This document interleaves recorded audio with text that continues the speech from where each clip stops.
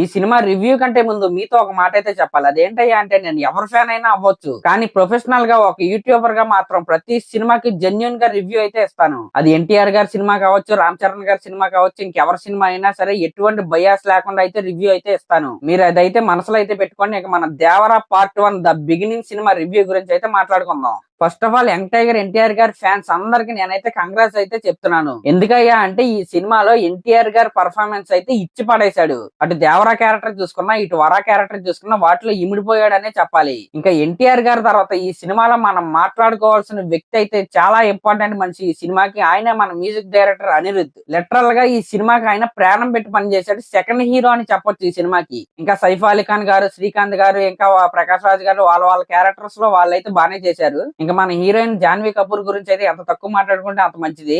ఎందుకంటే ఆ క్యారెక్టర్ కే మాట్లాడుకునే అంత స్కోప్ కూడా లేదనమాట.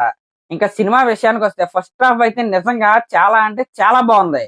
ఆ దేవరా క్యారెక్టర్ అయితే నిజంగా one of the most favourite character అయిపోద్ది ఎన్టీఆర్ గారి ఫ్యాన్స్ అందరికి. ఇంకా ఫస్ట్ హాఫ్ లో వచ్చి ఆ ఫైట్ సీక్వెన్స్లు కావచ్చు, ఆ డైలాగ్స్ కావచ్చు, ఇంకా మెయిన్ గా ఆయుధ పూజ సాంగ్, అలాగే ఫియర్ సాంగ్ అయితే నిజంగా చాలా అంటే చాలా బాగున్నాయి. ఆ ఇంటర్వెల్ ముందు వచ్చే ఫైట్ కూడా అదిరిపోయిందనే చెప్పాలి. నిజంగా ఫస్ట్ హాఫ్ లో అనిరుద్ధ్ అయితే మామూలుగా డ్యూటీ చేయలేదు. ఇంకా సెకండ్ హాఫ్ విషయానికి వస్తే అదైతే బ్యాడ్ గా ఉందని నేనైతే అనట్లేదు, కానీ ఫస్ట్ హాఫ్ ఇచ్చిన హైన్ అయితే సెకండ్ హాఫ్ ఏ మాత్రం క్యారీ చేయలేదు.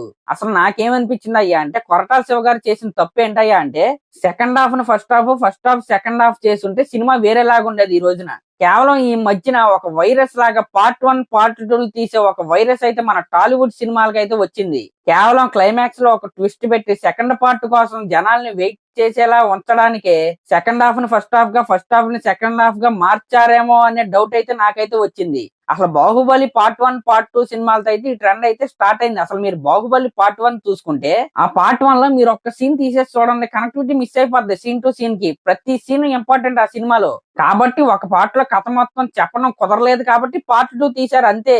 కానీ దాన్ని పట్టుకుని ప్రతి ఒక్కళ్ళు పార్ట్ 1 లో పార్ట్ 2 లో అయితే తీయటమే. నాకు ఈ సినిమా కూడా అలాగే అనిపించింది. పార్ట్ 2 కోసం, కేవలం పార్ట్ 2 కోసం స్క్రీన్ ప్లే మార్చి అటు తిట్టి ఇటు తిట్టు మార్చారేమో అనిపించింది. నిజంగా సెకండ్ హాఫ్ ఫస్ట్ హాఫ్ అయ్యి ఉండి, ఫస్ట్ హాఫ్ సెకండ్ హాఫ్ అయ్యి ఉంటే ఈ రోజు సినిమా గురించి వేరేలా మాట్లాడుకునే వాళ్ళు. అంటే నేను ఇక్కడ సినిమా బాగాలేదని నేనైతే అంటలేదు. సినిమా ఎప్పుడైనా ఫస్ట్ హాఫ్ ఎలా ఉన్నా సరే సెకండ్ హాఫ్ నిలబడితే ఆ సినిమా బ్లాక్ బస్టర్ హిట్ అయిపోద్ది. ఫస్ట్ హాఫ్ లో ఎంత హై ఇచ్చినా సరే సెకండ్ హాఫ్ గురించే జనాలు అయితే మాట్లాడుకుంటూ అయితే ఇంటికైతే వెళ్తారు. ఆ లాజిక్ నైతే వీళ్ళైతే మిస్ అయ్యారు అనిపించింది. నాకు తెలిసి రాత్రి 1 గంటకే షోలు అయితే పడిపోయి ఆల్రెడీ ఈ పాటికే రివ్యూలు అన్ని చూసేసి ఉంటారు మీరైతే ఆన్లైన్ లో. వాళ్ళు చెప్పినంత వరస్ట్ గా అయితే సినిమా అయితే లేదు. ఈజీగా ఒకసారి అయితే చూసేయచ్చు. ఇదేదో నేనేదో పెద్ద రివ్యూవర్ని అది ఇది అని అయితే చెప్పట్లేదు. నా పర్సనల్ ఒపీనియన్ అయితే ఇదే.